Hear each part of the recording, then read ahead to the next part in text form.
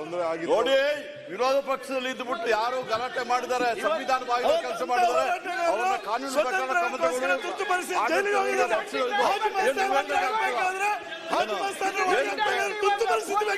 ನೋಡ್ರಿ. ಈಗ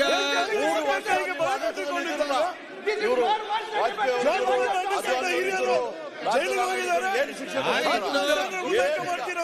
ಈಗ ಜನ ಹರೀಶ್ ಪೂಂಜಾ ನಿಮ್ಮಂತ ಗುಂಡ ಆಯ್ತು.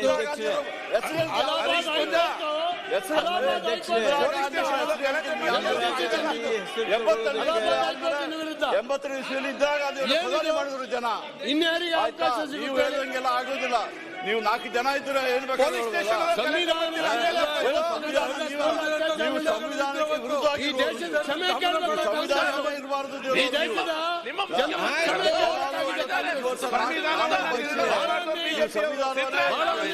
ಆಯ್ತು. ಈಗ ಹೇಳಿದ್ರಲ್ಲ ಮಂತ್ರಿಗಳೇ ಬಂದಿದ್ದಾರೆ, ಸಂವಿಧಾನ ಹೊಗಳ್ತೀರಾ ನೀವು? ತುರ್ತು ಪರಿಸ್ಥಿತಿ ಬಂದು ಅದಾದ ಮೇಲೆ ಇಂದಿರಾ ಗಾಂಧಿ ಆಡಳಿತ ಮಾಡಿ ಈಗಾಗಲೇ ನಮ್ಮ ಉಪಮುಖ್ಯಮಂತ್ರಿಗಳು ಅಧ್ಯಕ್ಷ ಆಯ್ತು, ಕೂತ್ಕೊಳ್ಳಿ ರಾಮಮೂರ್ತಿ, ಕೂತ್ಕೊಳ್ಳಿ ನೀವು.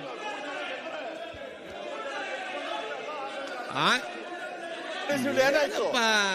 ನೀವು ಸಣ್ಣ ಮಕ್ಕಳಾಗಿ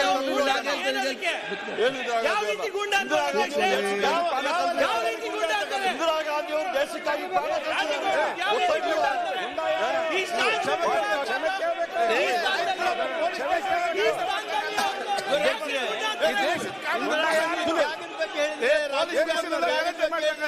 ಅಷ್ಟಾಗಿ ಇನ್ನು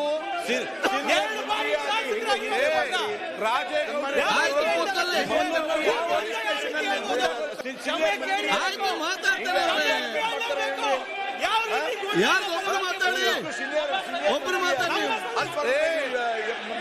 ರಾಜೇಗೌಡರು ಹೇಳಿದ್ದು. ರವಿ ಕೂತ್ಕೊಳ್ಳಿ, ರವಿ ಕೂತ್ಕೊಳ್ಳಿ. ಆಯ್ತು, ಅವ್ರು ನೀವು ಕೂತ್ಕೊಳ್ಳಿ. ಈಗ ಒಬ್ಬರು ಮಾತಾಡಿ, ಒಬ್ಬರು ಮಾತಾಡಿ, ಒಬ್ಬರು ಮಾತಾಡಿ, ಒಬ್ಬರು ಮಾತಾಡಿ. ಹರೀಶ್ ಪೂಂಜಾ ಅವರನ್ನ ಗುಂಡ ಅಂತ ಕರೆದಿದ್ದಾರೆ.